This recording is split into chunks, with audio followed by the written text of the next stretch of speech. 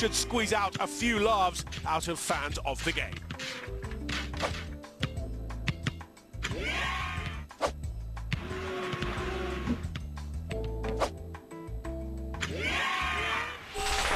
And finally, if you weren't one of the lucky ones to score an invitation to the long-awaited release of the Battlefield 3 beta, here's what you've been missing out on for the last week.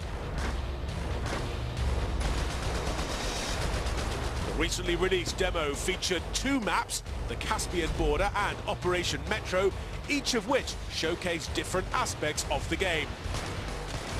On the Caspian Border, an assortment of vehicles from tanks to armoured cars, and even a couple of jeeps and jets thrown in for good measure.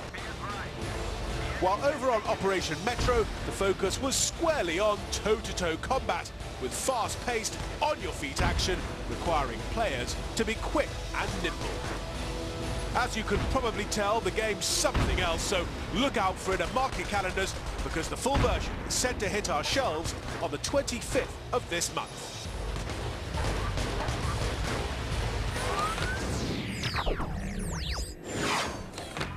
Now, I'm a firm believer in the fact that sometimes a good bit of virtual violence can be an awesome cathartic release. Well, moving on from one battlefield to another, except this time it's orcs on the table. Yep, those nasty no-gooders are up to it again.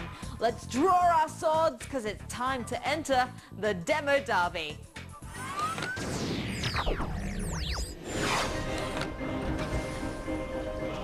First up, it's a race against time to build your defenses and ready your arsenal as we get ready to battle the oncoming orc hordes. In Orcs Must Die, the player assumes the role of an apprentice to the late Master Sorcerer. His job to protect the castle from the countless hordes of orcs headed his way. At your disposal are weapons such as the crossbow and sword, along with an assortment of unpleasant surprises like tar pits, pressure-sensitive spike boards, and even dart walls which shoot high-velocity spikes at passing enemies. With gameplay reminiscent of a modern-day third-person tower defense game, plant your traps wisely and make good use of the time, because the horde waits for no man. So if you're the adventuring type who enjoys a daily brush with death, the demo for Orcs Must Die is available for the PC and Xbox 360 right now.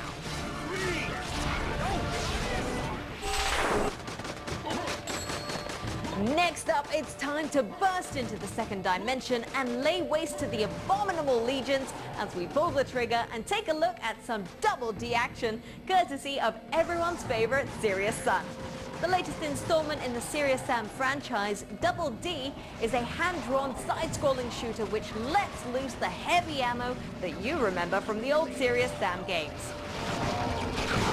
With a gameplay mechanic which allows you to stack your arsenal for some extremely over-the-top action, fire to the beat in a symphony of destruction, Sam himself would be proud. LeBron, you reach, I teach. And finally, even more b-ball action this week as we pump it up with the boom shakalaka action of NBA Jam on Fire. Count it.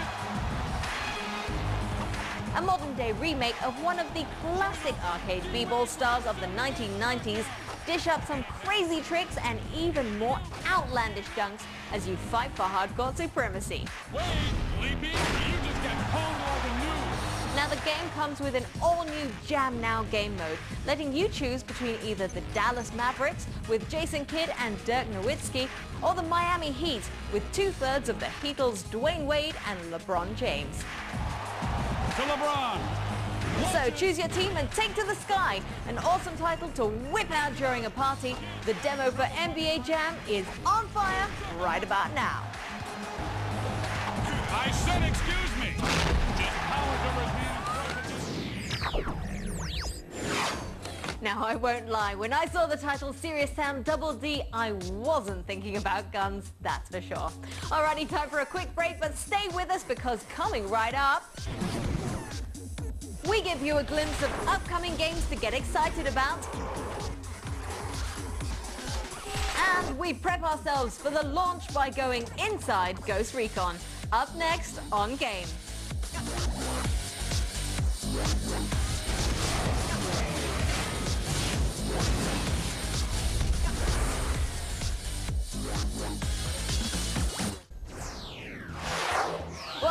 to the third and final segment of the show. Time now to check out what is going on in the gaming world to prep ourselves so we know which titles to spend our pocket money on in the next few months. So let's kick back and relax as we check in with the preview.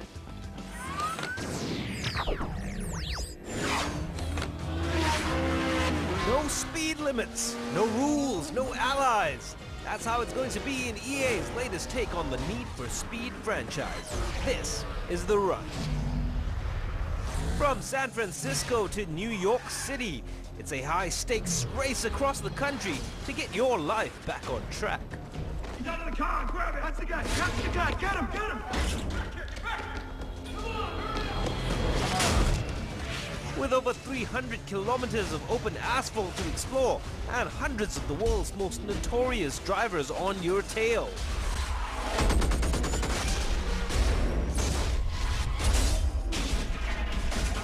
All you have is your determination and a healthy serving of four-wheeled magic to keep you running as the race for your life begins.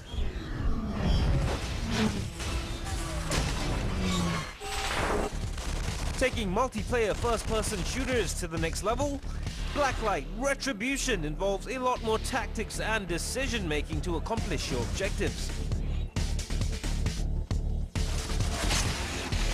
Set in a sci-fi universe with gameplay which has you trading kills for experience points, level up with all new weapons, armor, and customizations.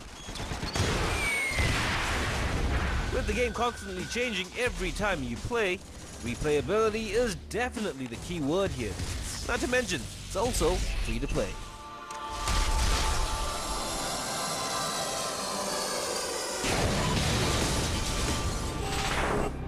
Kazuma and the boys are back on the streets of Kamurocho in their 5th installment, Yakuza, Dead Souls. And this time, there's a bit of a zombie problem going on. Members of the Japanese underworld strive to rid the city of the zombie menace in a game that combines traditional organized crime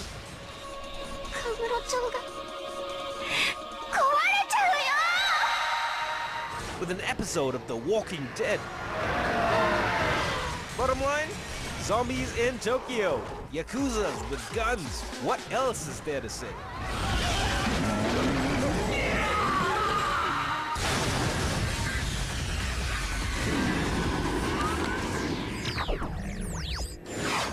Arigato gozaimasu, Fergie-san. Nothing quite like a little bit of zombie blasting in the back streets of Tokyo, hey? Okay, so coming up, our next game in question sure knows how to keep its fans waiting. With a release date that has been pushed back by not 1, but 2 years, this long-awaited take on modern combat is finally almost ready for release. Showing us what they think team-based warfare will be like in the years to come, let's step inside Tom Clancy's Ghost Recon Future Soldier.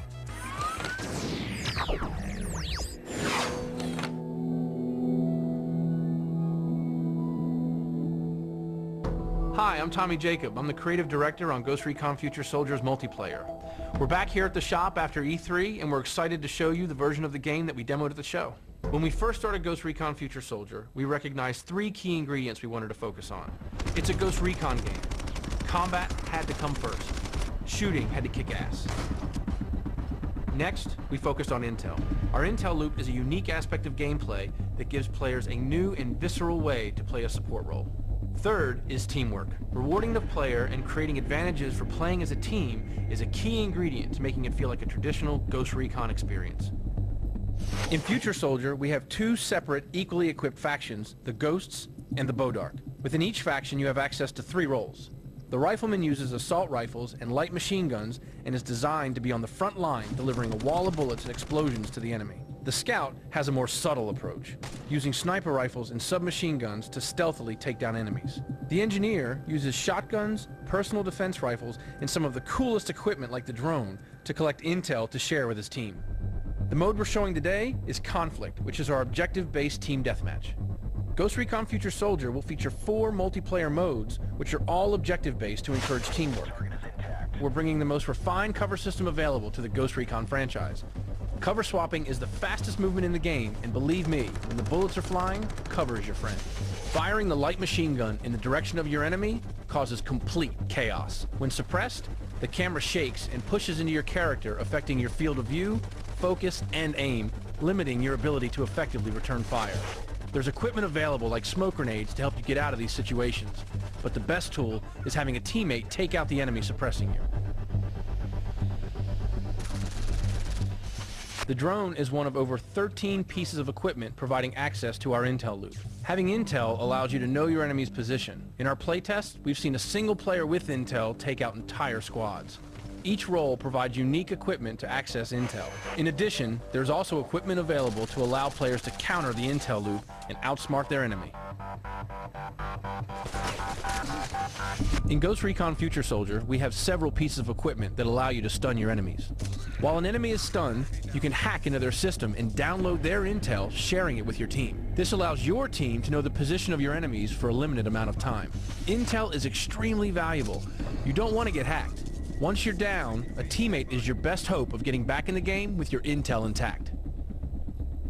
Using augmented reality, the coordination system displays a virtual path to objectives and teammates. For the first time, new players no longer have to worry about learning a map in order to be able to navigate quickly to their objectives. Our confidence system encourages players to play together. A lone wolf can take up to 20 seconds to interact with an objective. With teammates in proximity, you not only have someone watching your back, but your interaction time can be cut in half. Our charge is in place. Good work.